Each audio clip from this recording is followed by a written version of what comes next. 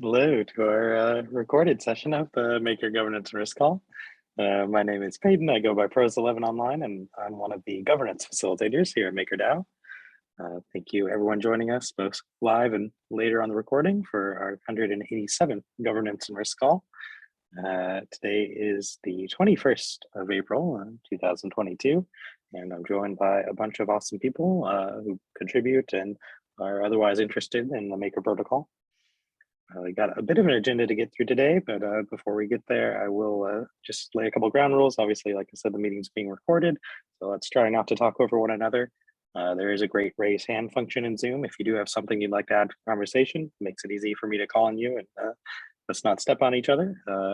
If you're unable or otherwise unwilling to use your microphone, feel free to drop it in the chat and we'll try to work it in when conversationally appropriate. But with all those warnings said, we do want this to be open conversation. So if you have a question, if someone touches on a topic you'd like to explore further, like don't be afraid to drop it in chat or hop into the conversation. I think that does it for our ground rules. So we'll go ahead and get started with our agenda here. As usual, we'll start with our voting updates. Been fairly like week in terms of weekly polls. We only had 2 go up and both of them passed. So those were the short ratification poll to amend MIP 64. That is the bug bounty MIP, allowing more flexibility in their scope and how they label different bugs that are reported. And the other poll was to whitelist Oasis.app on multiple oracles. I've got them listed out on the next screen, so you don't have to wait too long if you don't remember them. Like I said, both of those passed with pretty significant margins. So they will be taking effect in at least the short ratification poll will instantly take effect. And then the whitelist on the oracles will be included in tomorrow's executive. I do want to remind everyone that there are 12 monthly ratification polls with votes ending on Monday. So please do vote on those if you do have an opinion. Pablo will be giving us a little deeper dive as to what those are and how the votes are going in the next segment. But if you haven't voted yet, please do consider doing so. And then finally, there are 2 ongoing Greenlight polls for Stakewise, Stake ETH, and Huntington Valley Bank loan syndication collateral, just to make me get a little tongue-tied here. Those end on May 2nd, so you do have some time if you still need to explore those. But again, if you have an opinion on those collaterals, please do make it over to the voting portal and let us know what you think. That should do it for polls. Last week's executive did pass and was executed. That was the, at least the in-order executive was the offloading TUSD and some DAI transfers. So those of you that were paying attention this week saw that a bunch of the TUSD was liquidated this week. Maybe that'll be a topic if we have some time at the end of the call, we can explore further if there are questions there. But check it out on the Maker Burn UI or a few of the other sites if you're curious how those went. Tomorrow's executive will whitelist those Oasis.app oracles I mentioned. Got the full list on the screen, no need to run through them all, but those would allow Oasis access to our Oracle feeds, if passed, obviously. Cool, that's enough stumbling through our governance things on my end. I'm gonna hand the mic over to Pablo and give us an update on the MIPs. Yep, thank you, Peyton. Hello, everyone. Pablo here with a MIPS update. Next slide, please. So we'll be taking a look at the ratification polls, which went up on Monday 11 and are closing next Monday, 4 days from today. But first, next slide. As Peyton just announced, 2 short ratification polls, that is 3-day polls for proposals that enter the weekly cycle, have just closed and passed the MIP 64 amendment and the Oracle Access whitelisting. Next slide. Moving on to the monthly cycle ratification polls, we have 2 top-level MIPs, the MIP 66, the pairwise licensure that is currently being rejected with 100% negative votes, and MIP 67, which is currently passing methodology review and process for structured finance transactions. Next slide. We have 4 core unit budgets, with governance communications having submitted 2 budgets, one of which is on alternative/fallback for the other, and neither is currently passing.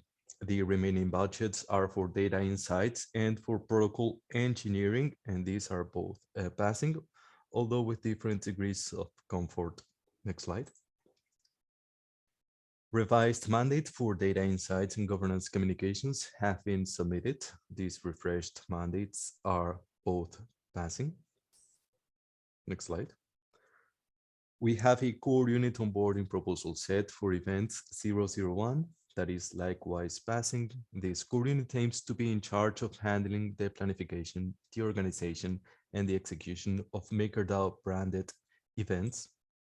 Next slide. Finally, we have polls that 1, onboard collateral engineering services as a collateral onboarding domain team.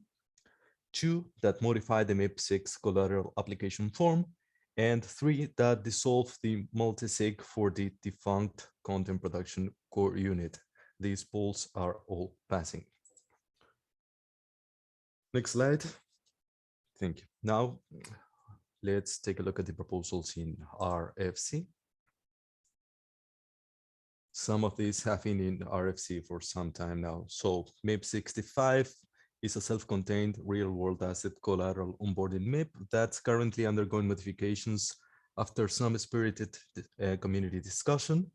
MIP69 formalizes technical work completed to deliver fast withdrawals on layer 2. We also have MIP68, also a self-contained collateral onboarding MIP.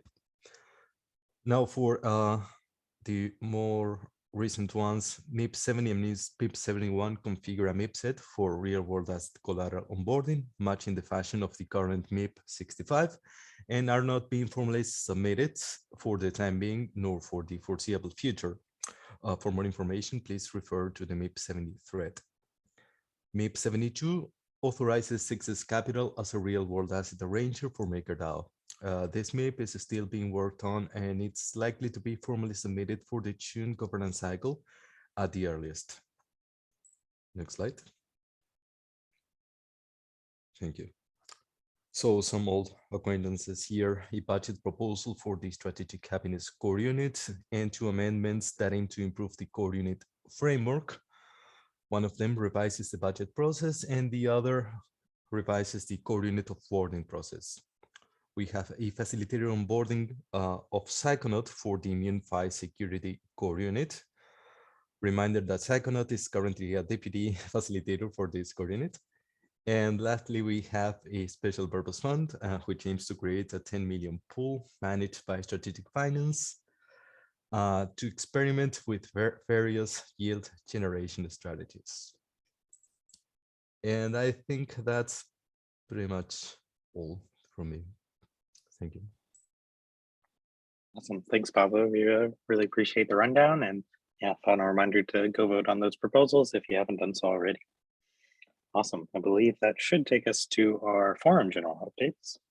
Do we have Artem giving those today? Yeah, looks like it. Take it away, Artem.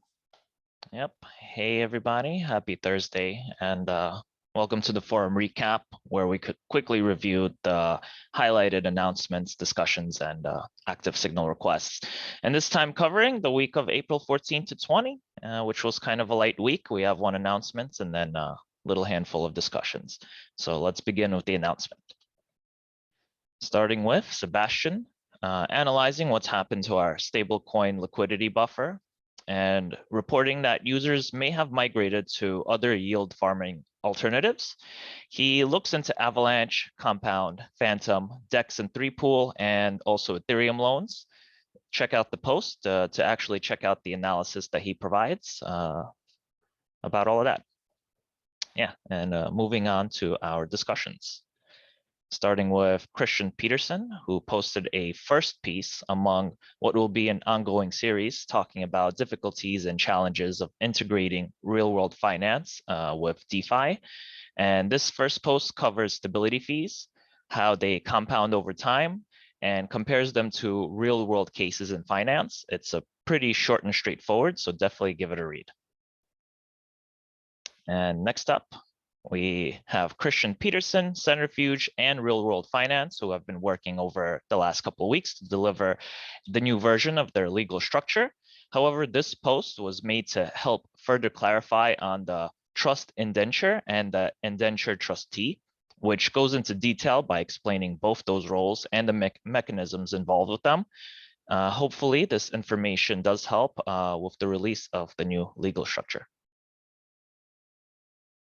And next up, everybody probably already knows that Elon Musk acquired a stake in Twitter, but he has also submitted an offer to take the company private with the goal to open source Twitter and safeguard free speech. In response, Max Glass asks through an informal poll whether MakerDAO should establish a free speech Delaware trust for Web3 and Twitter users to finance Elon Musk's both purchase and open sourcing of Twitter. And then next up, our last discussion, we have an informal poll underway to gauge interest in funding a professional media production company as a new core unit to boost content marketing plans. This is a known television production company named Glass Entertainment Group, who is proposing to establish the content production core unit called Let's MakerDAO, with Nancy Glass as the core unit facilitator. And there's a lot of information to uncover in this post, so check it out and place your vote. And now we're moving on to our signal requests over the week. There are currently 3 going on. And first up, the passing and introduction of the rate limiting flapper has been successful, but it only allows to kick off a new auction if the auction does not increase the total DAI currently in auction above the threshold. And basically, the value for the lid is set to 150K at the moment, which can run up to 5 flap auctions at once in parallel. 𝘱𝘰𝘃 believes that there isn't a good reason to burn this much MKR at the moment, and proposes setting the lid to the same value as the bump, so a 1-to-1 ratio of 30,000 DAI, which will ensure that there's only one parallel flap auction running at a given time. And he's asking the community basically whether we should set the one lid to the bump value of 30,000 DAI, and the vote will run until May 13th. It's currently sitting at a winning option of yes at 45%.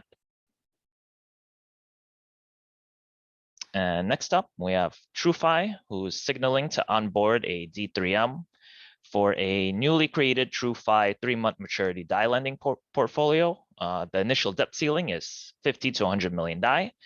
And Ryan, a member of TrueFi, states that this onboarding is in line with MakerDAO's aggressive growth strategy vision. They believe that this action would promote non-crypto lending opportunities, also customized loan opportunities, and future collaborations. However, some downsides to this involves a lot of risk in smart contracts, multi-sigs, illiquidity, and compliance. The vote will run up until April 25th and is currently winning with yes votes at 71%. And our final signal request, it's actually ending very soon. It's ending today. Bourbon recently revised his MIP 40C3 to modify the Strategic Happiness Core Unit budget. And due to the original budget quarter now being complete, Andrew requests a one-time transfer of 35,000 DAI to cover the gap that happened between the budget cycles. And these funds will be used to produce and deliver swag for Amsterdam, as well as upcoming events in the next governance cycle. And that's it for the forum recap. There's that was actually, this time, that was everything that's in the forum at a glance, because it was a pretty light week. But there's also ongoing initiatives and help wanted, which I did not go over. Thanks. Appreciate it, Artem. And yeah, please do vote on those signals as well if they touch a topic you'd like to express your opinion. Awesome. So I think that's going to take us straight into our discussion segment, looks like, yep. And I'm very excited, obviously a little biased because I got to participate in this workshop. But we have Dennis from Dux, the facilitator of the development and UX core unit here at Maker.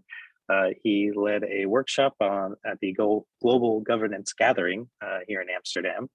And I won't steal too much of his thunder and let him present it, but we're really excited to have him come on and talk about what he did and maybe what some of the outcomes were from it. Dennis, are you all good to go?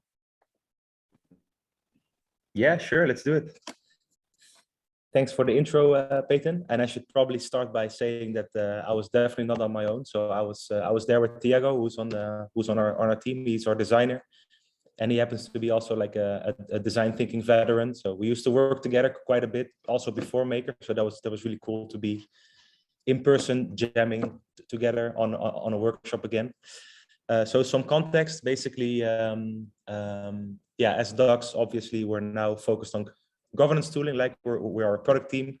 So we're trying to build a relevant roadmap and then deliver on that roadmap.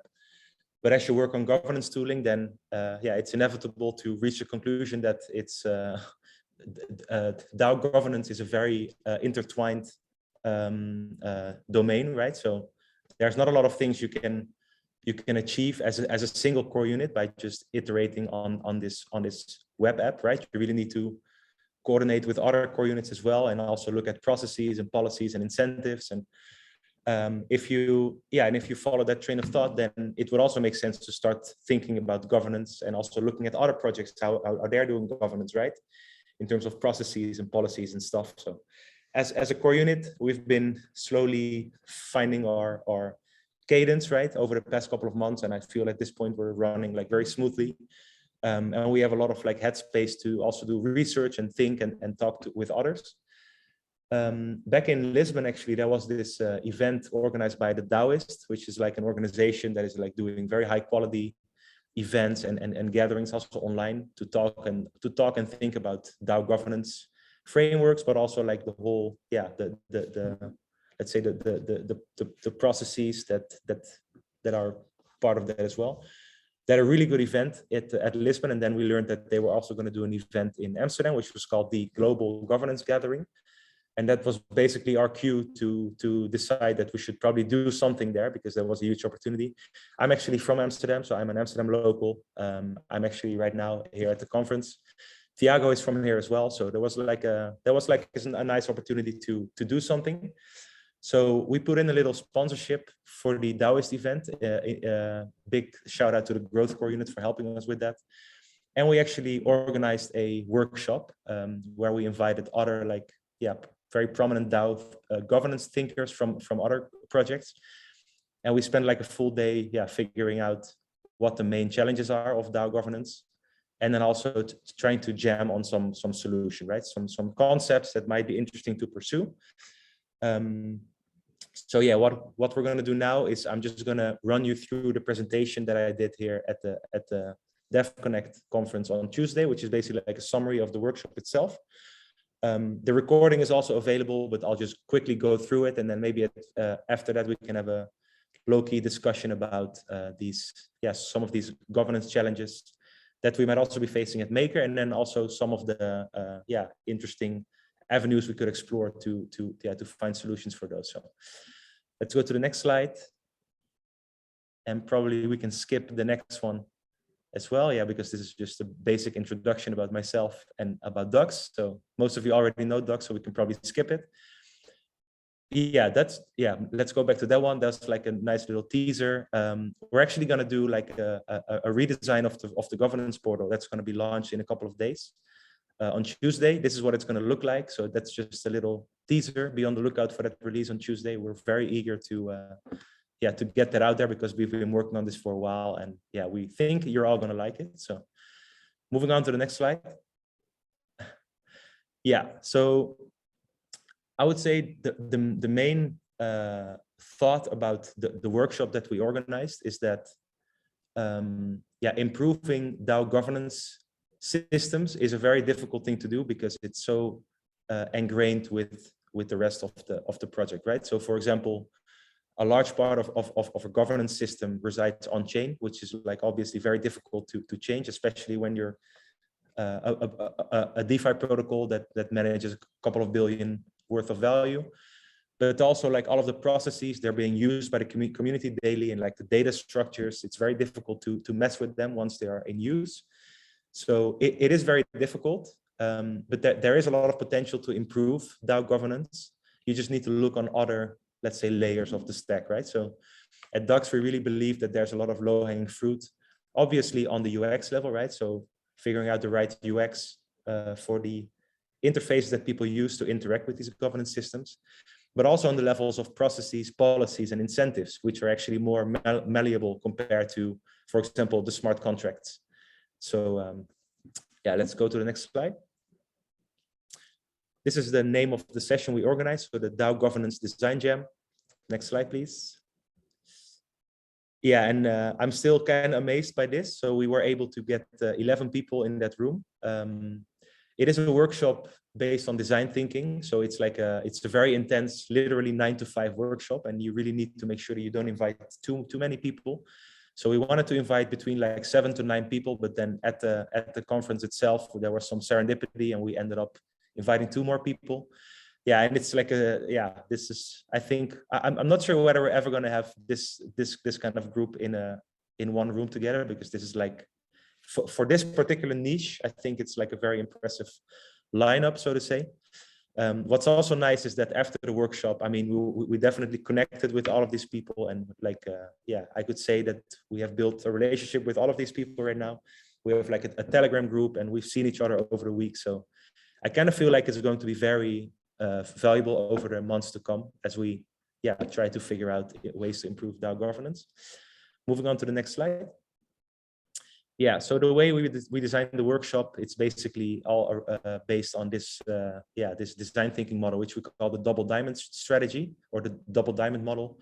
And it's basically you design the workshop program to constantly switch between divergent and convergent thinking. And in that process, you basically allow, you try to catch the input of basically everyone's minds, but then also you try to aggregate and cluster and create some kind of abstraction of that, so that you can easily like figure out what the most interesting problems and solutions are. Next slide.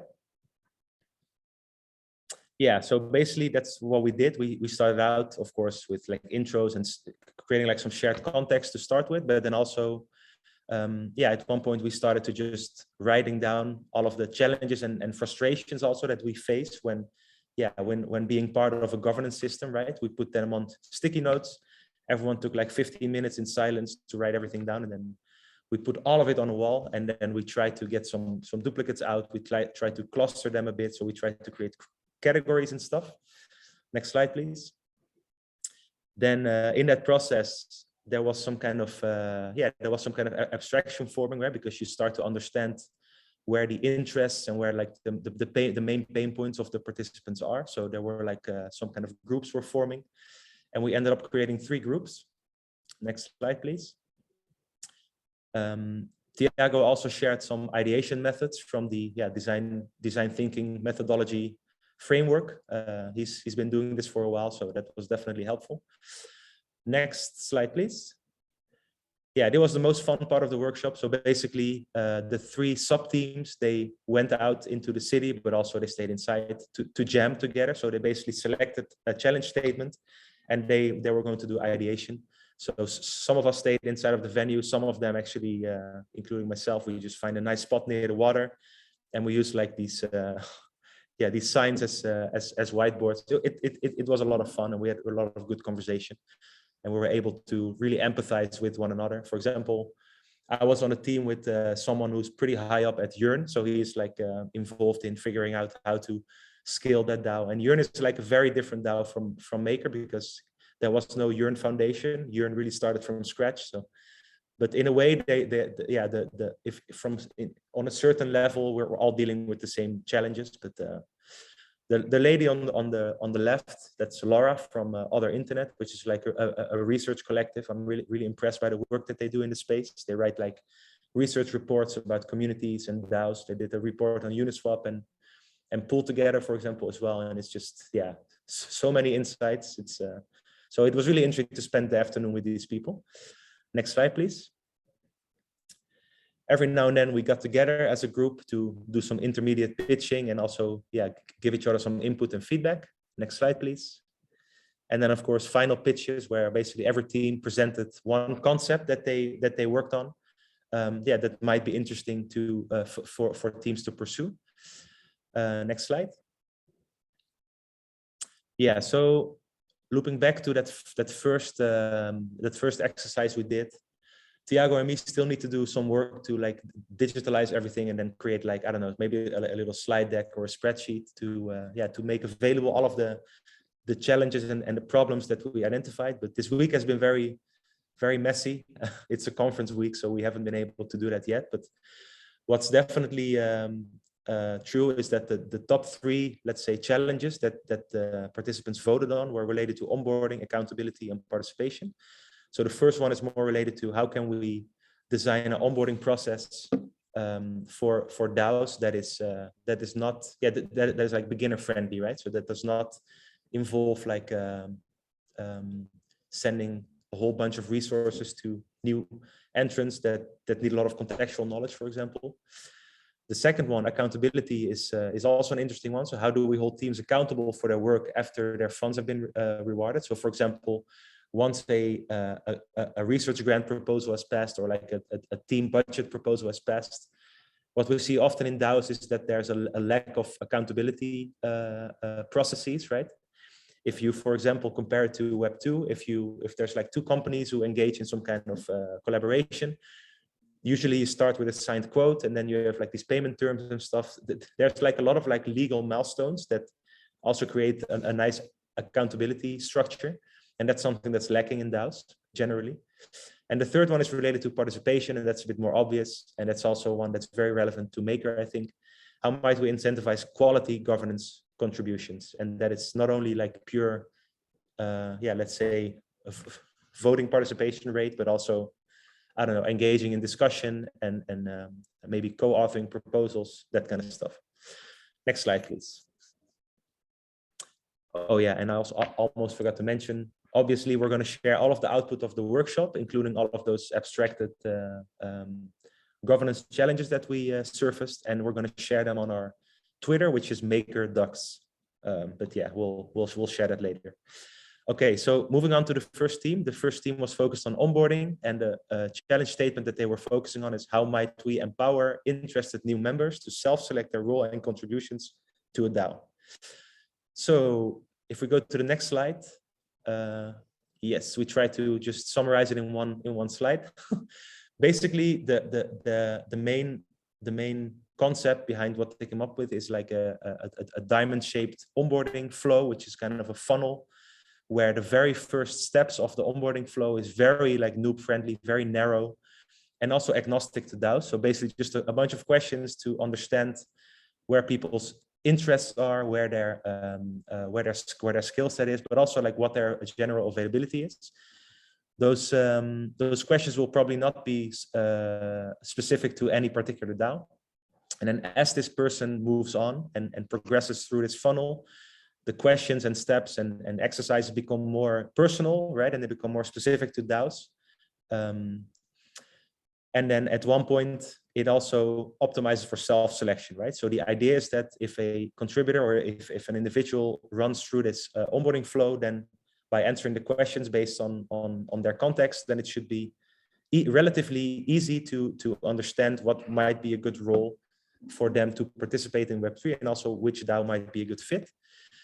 One other interesting thing about this is that it's designed to aim for a quick win somewhere in the first days or weeks of the process, where the individuals is kind of like yeah, facilitated or supported to do like some kind of contribution to a DAO, which can be very minor, but yeah, that will definitely be like a rewarding and motivating thing. What I also like about this is that it's a potential solution to the problem of yeah, the need for contextual knowledge. For example, if I were to send the Maker operational manual, which I really like, I mean, 𝘠𝑚 worked on it. I think it's like it's a very good resource. But if I share it with someone who has zero context about Maker, then it's going to be very overwhelming, right? And I think that's a big challenge. And in parallel to this like onboarding funnel that they came up with, there should be like a DAO librarian, which is like a new role in DAOs, where basically this individual would be tasked with guiding people that are in this onboarding flow, in case they want to learn more about a specific thing, or when they get stuck. And this DAO librarian is like very up to speed when it comes to which resources are there and what's happening in the DAO and where there might be any like potential opportunities. Yeah, so this is the first concept that the team came up with. To be honest, this is just a concept, right? So it's not like anyone is working on this, but it's just to show that if you get a bunch of people together in a room and get them focused on a challenge statement, they can actually whip up something in just a few hours that might be feasible to implement for existing DAO systems as well. So that was really the aim of the day, to really experience that and also come up with some cool ideas that are applicable also to existing DAO systems, because I feel like a lot of people are always like talking about new DAO governance frameworks. So basically starting from scratch, but that's not really gonna be valuable for the existing governance systems out there. Okay, moving on to the next slide. Yeah, so the second theme was focused on accountability, and the challenge statement that they were focusing on, next slide please, was how might we hold teams accountable for their work once their grant or budget proposal has been approved by governance through a coin vote, for example. Moving on to the next slide, they basically came up with a process innovation where they defined some requirements to proposals that require or that request some kind of treasury fund spending. They would need to have some kind of definition of success or definition of done that is written in an objective and measurable way. So the authors of that proposal should really spend time thinking about that and also explicitly include that in the proposal.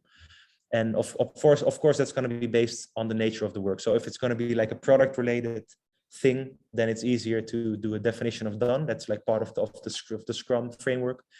If it's more like a research project or like a growth initiative, then a definition of success would be more fitting.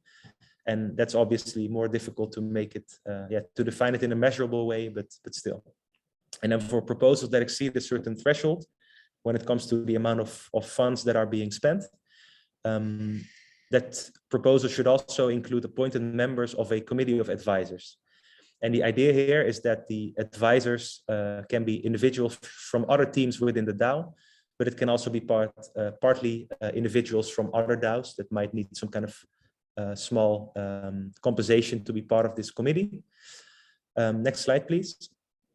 And the idea is that after the governance vote, the committee of advisors is involved in periodic progress reporting, but also evaluations of that particular team. And the concept here is that it's going to be similar to an investor board, which is kind of like for example, if you're a Web2 investor, an investor board can be very valuable because it kind of provides you with this safe space to talk about how things are really going. And it can help you figure out where to go next and how to deal with some challenges. But it also makes for a nice accountability setup because these individuals are appointed as your committee of advisors, and they are like associated with your team, with your initiative, with your work. So if they are not happy with your work, then they will likely hold you accountable. And to make that more explicit, the committee of advisors could also be required to approve budgets, so budget top-ups or like payment, the periodic payments based on performance. And by doing so, basically these advisors will be staking their reputation by associating themselves with these teams or initiatives. So that makes for a nice little accountability setup. And yeah, obviously this is like a process innovation. So it should be feasible to implement for existing DAO governance systems, including Maker. And it would be a nice way to make for some kind of accountability process. Because I really do agree that accountability is a difficult thing in DAOs. Moving on to the next slide. The third team was focused on participation. Next slide. And their challenge statement is simple, but very, that this is obviously a big one. How might we incentivize quality contributions to DAO governance? Moving on to the next slide. This is actually the team that Peyton was on, and I really like what they've been working on. So their concept is called vested voting incentives, and it's kind of like this incentivization mechanism where a proposal or where a protocol would have to provision some kind of fund for incentivizing governance participation. And the idea is that the distribution of this fund will be calculated based on there will be like this equation that has a bunch of inputs, and that's not only going to be governance or that's not going to be voting participation only or voting weight. So for example, voting weight in our case would be MKR token holdings, but it could also be whether to what extent this individual has co-authored past proposals. It could be related to forum participation or communication. It could also be related to their activity on proposals that actually passed, right? So that you can kind of figure out to what extent the voting of this individual has been in sync with where the votes have been going. These incentives would be vested over a year, and the rewards could be like in the native governance token. It could also be in stables or in NFTs or in anything else. Moving on to the next slide, please. Yeah, and my favorite part of this idea is that these incentives will be split between the delegates and the delegators, which kind of makes for a very interesting mechanism where it also incentivizes delegation. So what basically happens is that if an individual feels like he or she is not going to be active enough in governance to do well in this incentivization scheme, then there is an incentive for this individual to just delegate their tokens to a good delegate, to an active delegate, because then this individual would still catch some upside of the hard work of this delegate. And we would basically, we would be incentivizing delegation, which is, especially also at Maker, I feel like that's an unsolved problem. So this might be a very interesting thing to consider. I'm looking forward to continue talking about this patent once the dust settles, but And what I like about this, once again, is that it's also compatible with existing coin voting systems, right? It's really like an incentivization mechanism, which should be feasible to implement on existing systems. Moving on to the next slide. This is also a slide that's more fitting to the talk I gave at the conference, but I'm just going to walk through it. So the main takeaways that I shared in that talk is that we should prioritize DAO governance. DAO governance is pretty difficult because, it's a very interconnected domain, and it's very hard to get stuff done as an individual team. So you really need to do cross-core unit coordination. Apply design thinking methodologies. So when you're designing the UX, but also designing incentivization mechanisms or new processes, really try to have the various stakeholders in mind and try to empathize with them. And also, when you're thinking about this stuff, really try to use this methodology, because it really succeeds in putting the various users center stage. Third point I made is we should innovate on process, policy, incentives, and governance tooling level. So, I mean, I think we can all agree that there are better voting mechanisms than coin voting. But the truth is that it's very difficult to change that up, especially for existing DAO systems. There's a lot of low-hanging fruit for processes, policies, and that kind of stuff. So let's just focus our efforts there. And then the last point I made was collaborate with cross-DAO governance big brains, because there's a lot of wisdom out there. And if you're on a certain degree, we're all dealing with similar issues, and there's a lot to learn from one another. And I'm really happy that, as our core unit, like DUX, we're now moving into that direction where I feel like we're collaborating with other core units more closely compared to half a year ago. And we got a lot of good connections out of this particular conference. So we're going to be able to leverage that. That was basically the talk that I gave. I think what would make sense now is to maybe just have a low-key discussion on maybe there's any suggestions on things that we could do, like any innovations on the aforementioned levels that might be interesting for Maker, and how we might coordinate that. Of course, there's a lot of things already happening behind the scenes, but I mean, it could be interesting to open this up for a broader discussion at the GNR call. Awesome, thanks, Des. This was really cool to see all come together. I know it's pretty difficult to synthesize everything that takes place over a day. But yeah, I thought this did an excellent job of capturing really what we were jamming on and the problems we were facing. Awesome. I see Kianga, one of our recognized delegates, with her hand up. You want to take it away? Oh yeah, I just want to say that's terrific, and I love seeing our leadership for the broader ecosystem.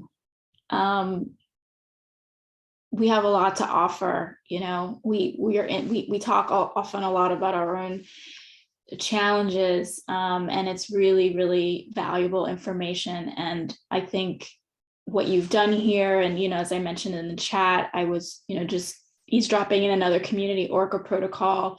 One of the participants presented, and yeah, it really, I think, is going to pay a lot of dividends across a number of things we're also talking about regularly in terms of our goals, growth, brand, like all these things. This taking what we do here every day and what you've done, and being a leader and helping teach and convene leaders and other protocols in this way is fantastic. So I just wanted to say thank you and share that.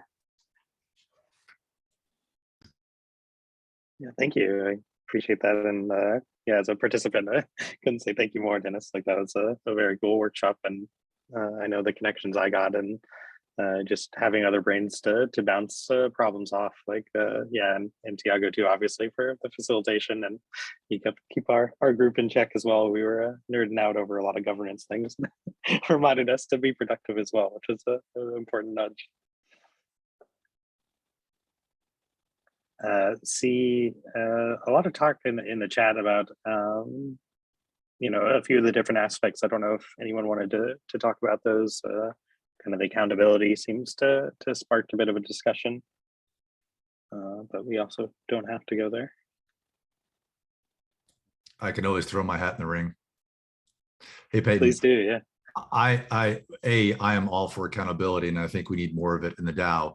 The question is how much, right? Because as I mentioned in the chat, this isn't intuitive, and it's not straightforward, and there's no best practices in working from a DAO. And I'm so glad to hear that, Dennis, that we're way ahead. I feel like we are. We're a huge DAO, and we're figuring out some really hairy, nasty problems. And I'm really excited for that. At the same time, is that it's just a balancing act, right? I do want to be held accountable. I want to make sure my work, my team's work, is very valuable. We're contributing to the DAO. But if I have 20 bosses, and I'm going for reapproval every month or every quarter, it really gets to be challenging, especially from retaining full-time people, right? Because they don't know if their job's in jeopardy every time we go around for one of these discussions. So there's just a lot of things to consider. I'm really grateful for the work that's being done, and I appreciate everything that we're considering, but just something to keep in mind.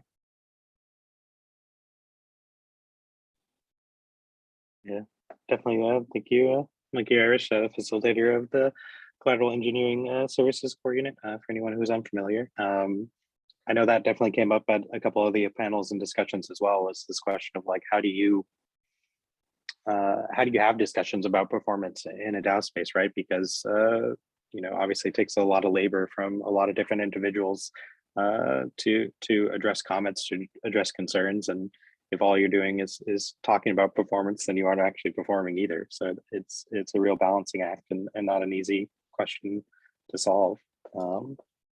Yeah, Peyton, yeah. And I'll give a specific example here, because just in a sense of transparency. So, I've been hiring a team, and that's challenging in itself.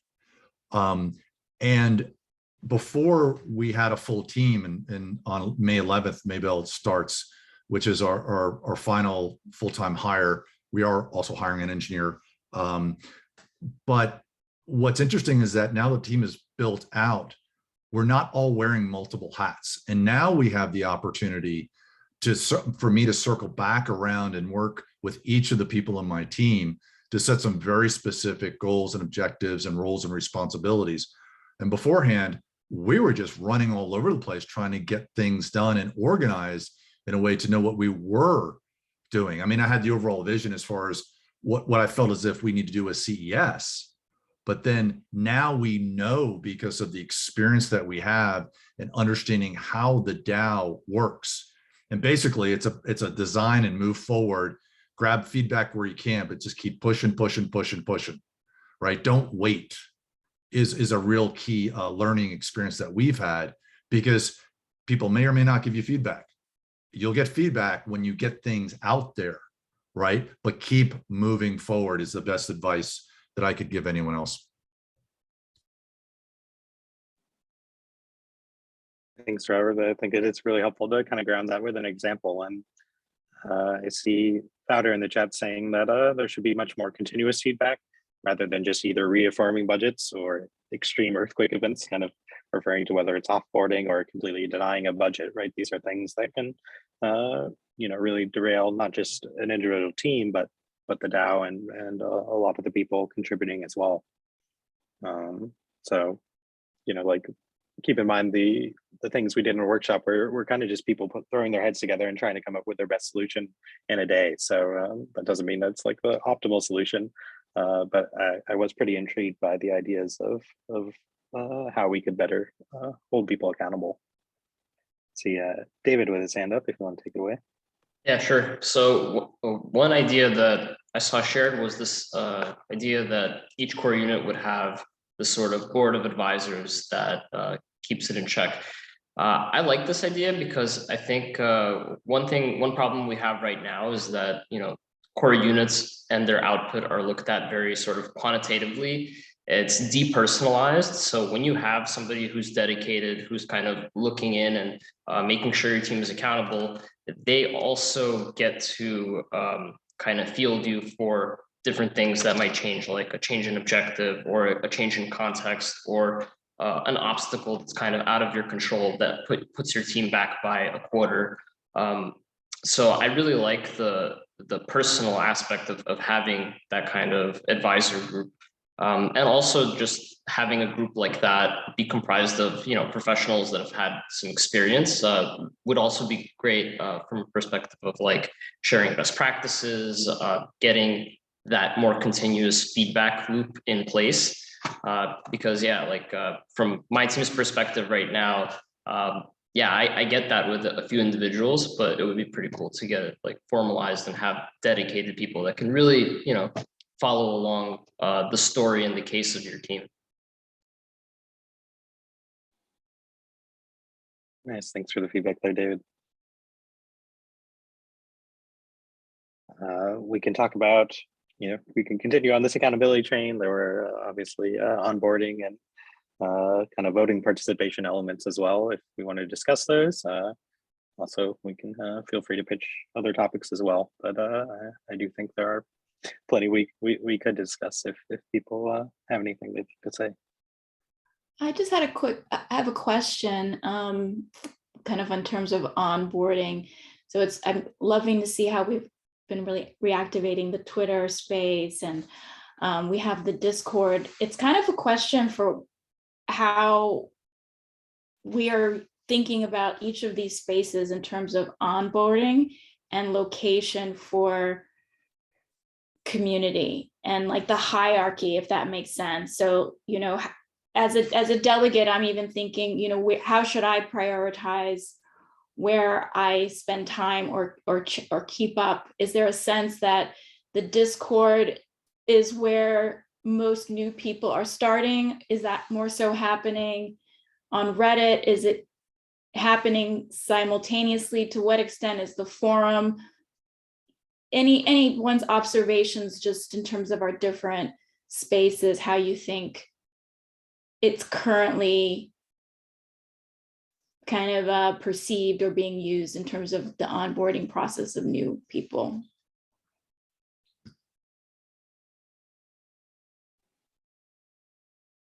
Yeah, so that's a great question. Like, who is our target audience when we talk about onboarding? Like, who are the people we're trying to reach, and how are they getting to us on platforms? If that's a fair rephrasing.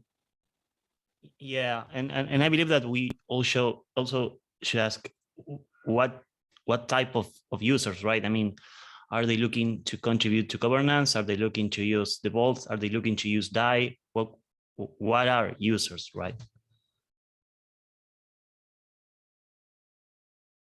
And for you all, the core units, how are you are you keeping up with like where people are engaging? You know, there's the threads, the channels in the Discord, there's the forum. I mean, do you have a practice of every day, like I'm going to check these different channels, and are you seeing that one particular channel or app is where a certain type of activity or conversation happens versus others?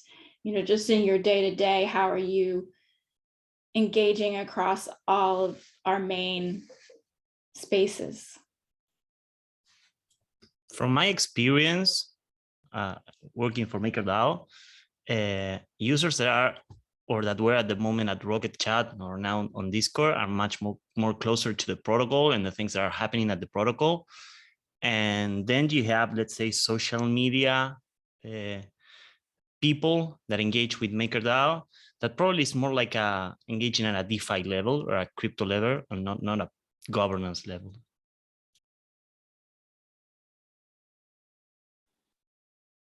Sure, and to kind of echo that, I thought that Chris, you had a good comment in the chat pointing out that like, depending on what you're going for, like people tend to go to different directions.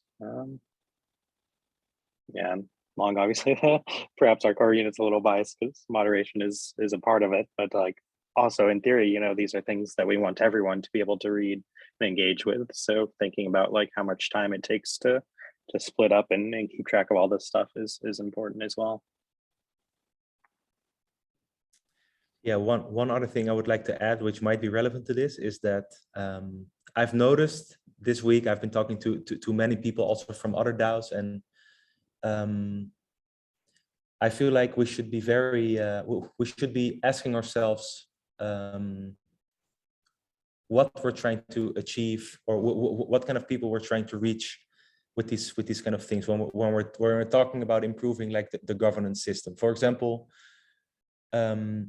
if you're a DeFi protocol that secures like a bunch of billion of dollars in value, then you're probably the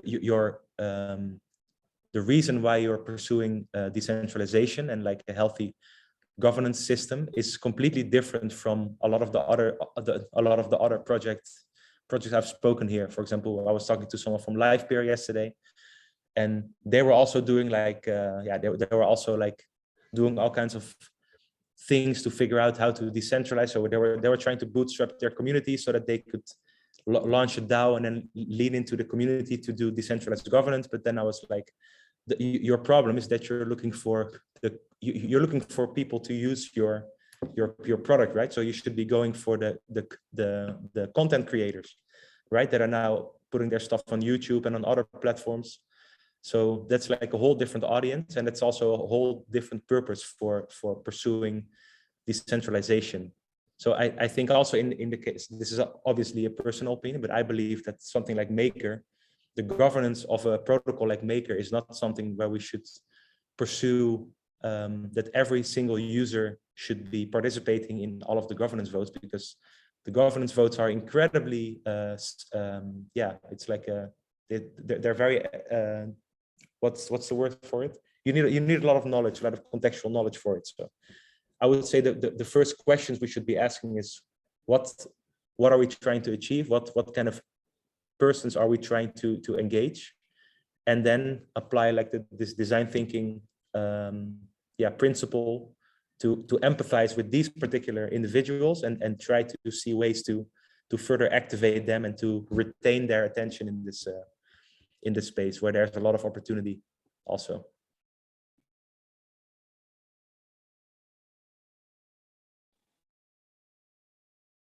Definitely some really good reflections there. I don't want to shortchange us on this topic if there is more to say, but we have been seeing a lot of chat in the sidebar around like budgets and information overload, which I think is somewhat related. So might offer that as well as for topic for anyone who might want to hop on the mic.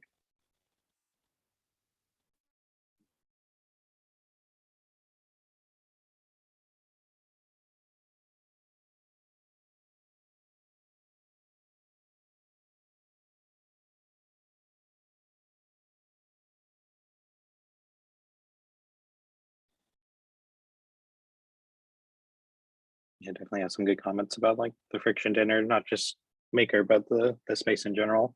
Kind of something we have to acknowledge. Go for it, David. Yeah. Yeah, I mean, another interesting aspect of this problem is that, you know, we are building a very, very large organization that manages a ton of money. And so we need and want like highly talented people.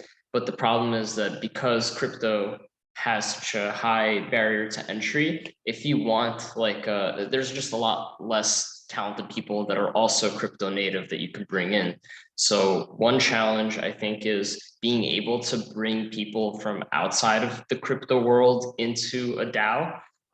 And so my team has had a little bit of experience with that. Our third full-time hire was Thomas Flitter. He was, he is, has 10 to 15 years of engagement leadership experience in like the US energy industry. And so he came in to GovComms kind of, not as a crypto native. And I could tell you the learning curve was not very long, but it was long. It took a couple of months to really ramp him up. And still, like even, I think it's now 6 months out, there's constantly things he's learning to get himself more aware of how the DAO works as an organization, but also like what our actual products are and who uses our products and getting the full understanding of the business. So I think there is a huge challenge of like finding those really highly talented people and bringing them in, because I think historically Maker has thrived from just finding very passionate, very talented individuals and using them to build the organization. But at this point, like we're getting to a place where we need even more specialization, even higher degrees of talent, and yeah, being able to find those people and then bring the passion after is kind of like another key thing that I see. Yeah, thanks, David. And that was onboarding. Obviously, was another one of the things we tackled in the workshop, because I think pretty much everyone from who attended mentioned that like that is a pain point in crypto, and regardless of what your DAO is focused on. Yeah, which shout out, by the way, to Colby Anderson. He's doing like a Maker Academy incubating like project. I think it's a core unit actually, but I'm not 100% sure. I can't remember. But shout out to him. Maker Academy is a really cool idea.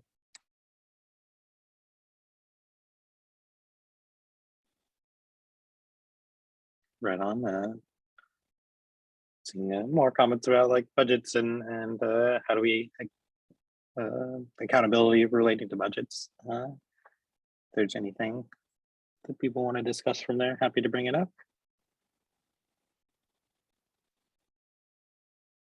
But I know we are continuing the meeting, and maybe towards the backside, so also very willing to open up to open discussion, and if there's any other topics people feel we should discuss this week.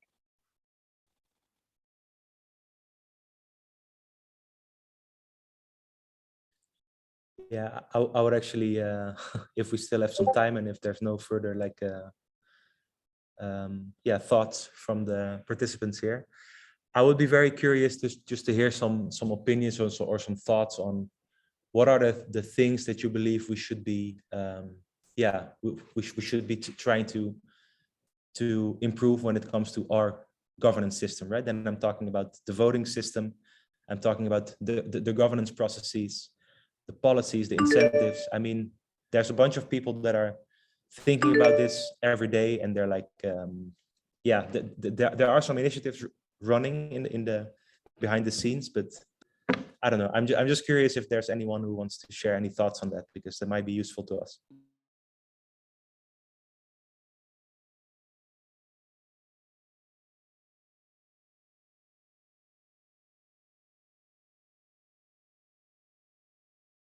I'll share something, Monkey Irish. Anything that we can do around understanding strategic objectives and how each of the core units can plug into that at a DAO level would be super helpful. And I realize there's been some talk about how potentially we would decide to do that, not some of the tools that might be available for us to do that as well. I think it would be a real big help for the DAO to have, you know, and there's different opinions I realize on this, but it would be super helpful to know that the work that I'm doing as a core unit is strategic and valuable for the DAO. I mean, I can make that decision myself, right? Based upon the feedback and the input that I get already, but it's nice to know that we're working towards some common goals. Yeah, I would echo that sentiment. Just that, you know, one thing you kind of get in the hierarchical centralized organization is sort of clear top-down direction. And while I think the DAO has a lot of like strengths, that's definitely I would say like a weakness of the model is to know whether or not we're all sort of strategically aligned and working in the same direction, even in just sort of broad strokes.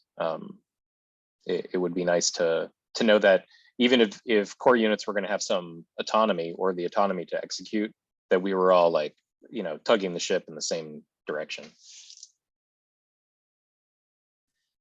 This is actually, so this reminds me of a conversation I was having with Peyton yesterday. I think this is exactly what we've been talking about, right? I feel like as a DAO, I'm super impressed by how well the core unit model has been holding up, like to keep the lights on and keep everything running. But it's just incredibly difficult to find consensus on the bigger, more abstract topics, right? Like growth strategies and like, I don't know, like the big picture stuff. And usually the big picture stuff is handled by C-level individuals or like the board of investors, right? Because they are not bogged down with the operational stuff. They have the big picture. And I feel like at Maker, and I think Peyton agreed there, and also I think a lot of people are feeling this, is that we lack the, let's say the collaboration infrastructure to talk about this stuff. So there's a lot of quality discussions happening on the forum and in Discord, and I feel like we have a lot of like let's say leaders or thought leaders in this community, but we don't really have the infrastructure or like the platforms to have like proper debates about these bigger things and really try to get a feel of what the sides are, right, and what their arguments are. And then I don't know, it seems like a very difficult thing to coordinate on that time frame. And I do feel like there's a lot of potential in figuring out like some kind of platform for that, to have those debates in a structured manner. Yeah, definitely something I would love to be working on, spending a little time and collaborating with others to figure out the best way to bring that forward. It was really exciting getting to talk with Dennis about this stuff, and I'm quite grateful for the opportunity to participate and to share this with the DAO, because I think, like you said, just bringing in different perspectives and being willing to talk about the pain points is like one of our biggest strengths. And that's something historically MakerDAO has been really good at, is acknowledging like, all right, what are risks, what are drawbacks, and how can we actually improve the situation we're in.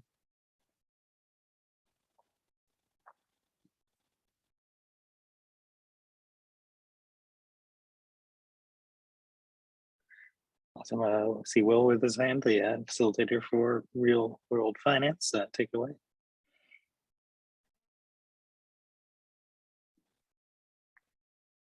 Looks like you're still muted. Sorry, Will. Can you hear me okay now? Perfect. Oh, yeah, cool. Yeah, I think, yeah, I agree with both of your points there, and the I think the question around the how to get a little bit more like that value that MKR token holders actually expect. I think the issue that sometimes we have with MakerDAO is actually is the fact that actually that distribution, so that CE level of MKR token holders is really, you know, distributed. Many of them, it's hard to get kind of like common view. So in a DAO, what it seems to be the case is actually there needs to be like a force of proposition that actually comes from the bottom over to MKR token holders. So from the bottom, essentially from the agents, those are actually they're in operations, they're actually the agents that actually kind of coordinate together as different core units, facilitators and teams, and actually kind of work together on a strategy and propose that back to the 𝘰𝘰𝘳𝘠𝑚 so that actually that this the people that are not involved in the operations then can say yes, yay or nay for any force of proposition. And that's probably the biggest challenge, which involves, you know, the whole aspect of okay, so we have like independent teams working on their own verticals of what they think that is actually important for the DAO, and they have to raise that up to that C level in a coordinated fashion that is not only kind of individual to their core units, but actually it's to the whole DAO. So it's that's probably the biggest challenge that we have. But like seeing a little bit of workshop that Dennis and the team has done there on design thinking, I think that's probably possible to leverage some of those frameworks to try to come up with those DAI level principles or direction of travel, and then kind of like propose that actually to 𝘰𝘰𝘳𝘠𝑚. Now this is an alternative model to what we've been doing up until this point.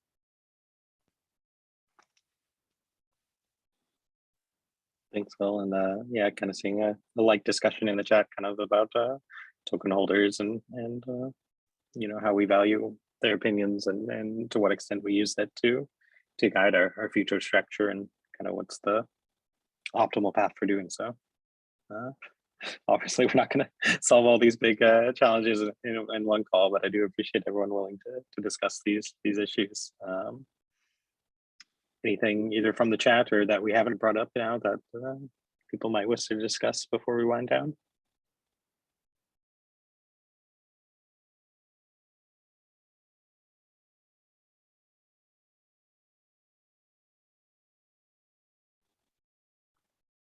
Well, in the meantime, let me give a huge shout to Thiago as well for the facilitation of the workshop that we had on Monday. In addition to helping with that, he also helped throw together some of those awesome graphics that were on the slide. I know a lot of us in the workshop felt like they really brought our ideas to life. So thank you, Thiago, and thank you, Dennis, for putting that presentation together and being able to distill what we spent all day working on there.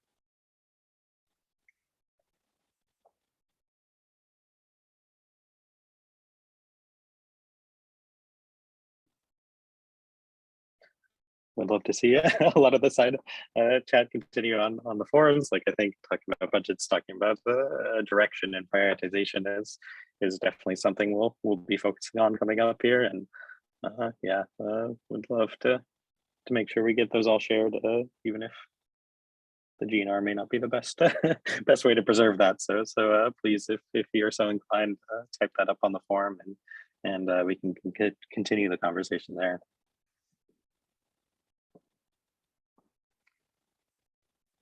Any last words, Dennis, or anyone else who feels compelled to bring something forward?